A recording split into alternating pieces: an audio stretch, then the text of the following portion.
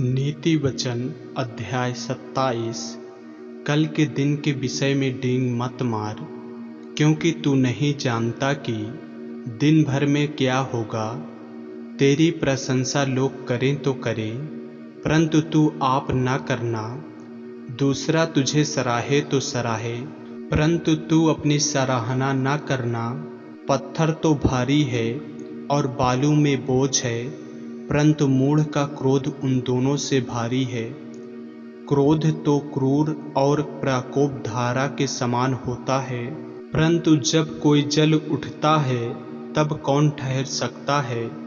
खुली हुई डांट गुप्त प्रेम से उत्तम है।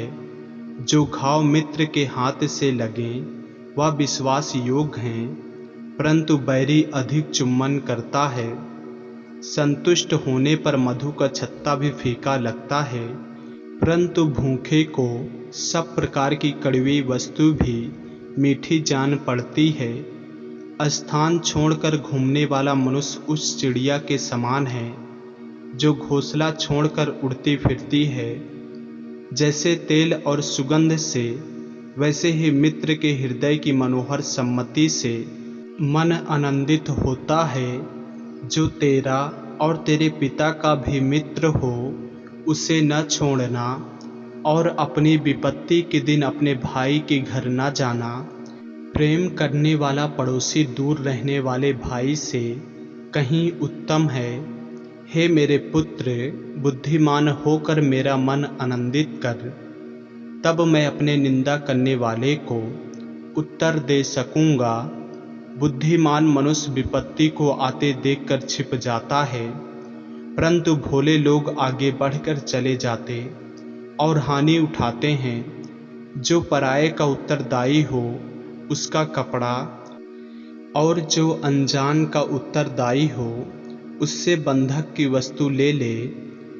जो भोर को उठकर अपने पड़ोसी को ऊंचे शब्द से आशीर्वाद देता है, उसके लिए यह साप गिना जाता है। झड़ी के दिन पानी का लगातार टपकना और झगड़ालू पत्नी दोनों एक से हैं। जो उसको रोक रखे वह वायु को भी रोक रखेगा, और दाहिने हाथ से वह तेल पकड़ेगा।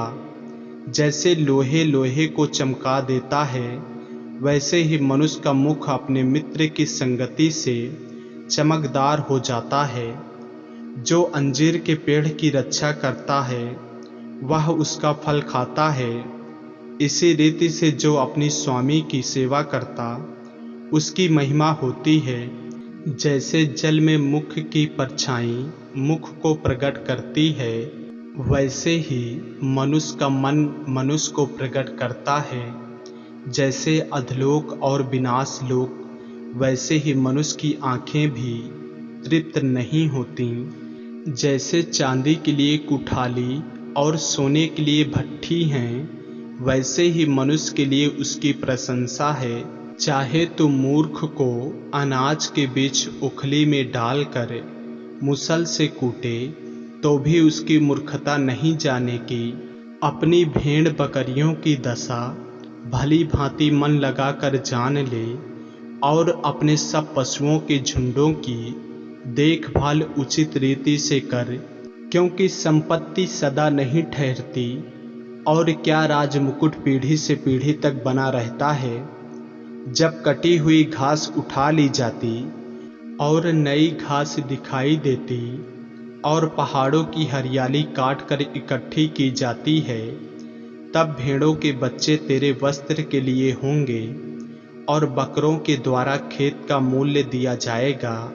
और बकरियों का दूध इतना होगा कि तू अपने घराने समेत पेट भर कर पिया करेगा, और तेरी दासियों का भी जीवन निर्वाह होता रहेगा।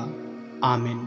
ऐसे ही वचनों को सुनने के लिए हमारे चैनल को सब्सक्राइब करें और बेल आइकन के बटन को दबाएं।